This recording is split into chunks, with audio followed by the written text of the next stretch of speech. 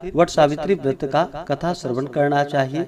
इससे अखंड सौभाग्य का आशीर्वाद प्राप्त होता है। तो आइए सुनते हैं वट सावित्री व्रत से जुड़ी हुई पौराणिक कथा। तो बोलिए प्रेम से सावित्री माता की जय, लक्ष्मी नारायण भगवान की जय, सर्व देवी देवता की जय। बहुत समय पूर्व मध्य देश में अश्वपति नामक एक परम ज्ञानी राजा थे। उन्होंने संतान की प्राप्ति के लिए पंडितों की सम्मति से भगवती सावित्री देवी की आराधना की। इस पूजा से उनके यहाँ एक पुत्री का जन्म हुआ। उन्होंने उसका नाम सावित्री रखा। सावित्री सर्वगुण संपन्न थी। जब वह विवाह योग्य हुई तब राजा ने उसे स्वयं अपना वर चुनने को कहा। एक दिन महर्षि नारद राजा अश्वपति के घर आए हुए थे। तभी सावित्री भी अपने लिए वर चुनकर लौटी। उसने आदर पूर्वक नारद जी को प्रणाम किया। नारद जी के पूछने पर सावित्री ने बताया कि महाराज, राजा द्विवितसेन के आज्ञाकारी पुत्र सत्यवान को मैंने अपना पति बनाने का निश्चय किया है।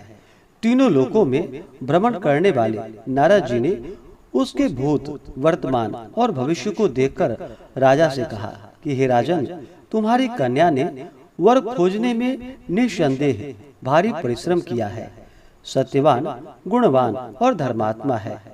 वह सावित्री के लिए सब प्रकार से योग्य है, परंतु उसमें एक भारी दोष है।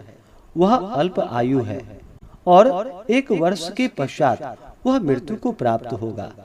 नारद जी के ऐसे वचन को सुनकर राजा ने पुत्री को कोई अन्य वर खोजने की सलाह दी, परंतु सावित्री ने दृढ़ता पूर्वक कहा कि जिसे मैंने एक बार मन से पति स्वीकार कर लिया है, वह अब चाहे जैसा भी है वही मेरा पति होगा।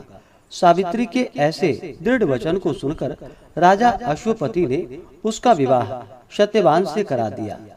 सावित्री अपने पति को अंधे सास ससुर की सेवा करती हुई सुख पूर्वक वन में रहने लगी। नारद जी के कथानुसार जब उसके पति के जीवन के 3 दिन बचे, तभी से वह उपवास करने लगी। तीसरे दिन उसने पितरों का पूजन किया। तत्पश्चात वह सत्यवान के साथ वन में जाने के लिए उद्यत हुई। इसके लिए उसने सास ससुर से आज्ञा प्राप्त कर ली। सत्यवान लकड़ी काटने के लिए एक वृक्ष पर चढ़ा, परंतु शीघ्र ही सिर में पीड़ा होने के कारण नीचे उतर आया और सावित्री की गोद में सिर रखकर लेट गया। तभी सावित्री ने यमराज और उसके दूतों को सत्यवान का जीव निकालकर ले जाते हुए देखा। यह देखकर वह भी उनके पीछे चल पड़ी। यमराज ने उसे समझाकर वापस लौट जाने के लिए कहा। प्रत्युत्तर में सावित्री ने कहा कि हे धर्मराज, पति के पीछे जाना ही स्त्री का धर्म है। पतिव्रत के प्रभाव और आपकी कृपा से कोई मेरी गति नहीं रोक सकता। सावित्री के धर्मयुक्त वचनों से प्रसन्न होकर यमराज ने उसे वर मांगने को कहा। सावित्री ने अपने सास ससुर को दिखाई देने का वरदान मांगा। वर प्राप्त करके भी सावित्री ने अपने पति का साथ नहीं छोड़ा। यमराज ने दूसरी बार वर मांगने को कहा। सावित्री ने अपने सास ससुर के खोए हुए राज्य की प्राप्ति का वरदान मांगा। वर देने के बाद यमराज ने पुनः सावित्री को वापस लौट जाने का आग्रह किया, किंतु सावित्री अपने प्रण पर अडिग रही। तब यमराज ने उससे अंतिम वर मांगने के लिए कहा। सावित्री ने सत्यवान से 100 पुत्र प्राप्त का वरदान मांगा।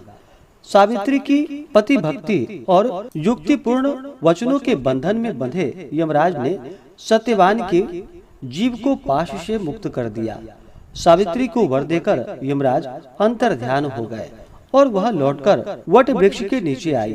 सत्यवान के मृत शरीर में पुनः जीवन का संचार हो गया। इस प्रकार सावित्री ने अपने पतिव्रत धर्म का पालन करके अपने ससुर कुल एवं पितर कुल का दोनों का ही कल्याण किया।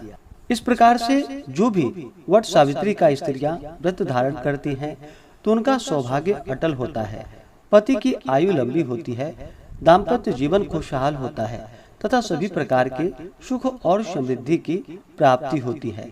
अगर आप विशेष प्रकार से वट सावित्री व्रत के शुभ मुहूर्त व्रत पूजा महत्व के बारे में जानना चाहते हो तो उसका वीडियो चैनल पर अलग से अपलोड है। आप